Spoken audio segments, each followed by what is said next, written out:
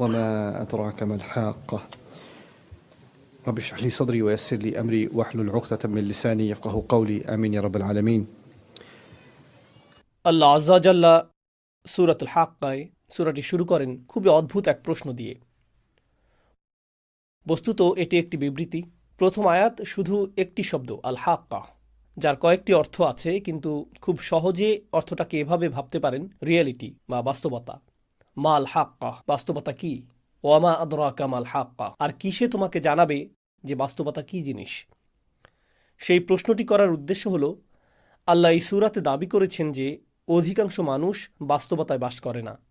অধিকাংশ মানুষ তাদের নিজস্ব ভার্সন নিয়ে উপস্থিত হয়, কোনটা বাস্তব এবং কোনটা গুরুত্বপূর্ণ, আর সেটাই ঠিক করে দেয় তাদের যাপিত জীবনটি কেমন হবে।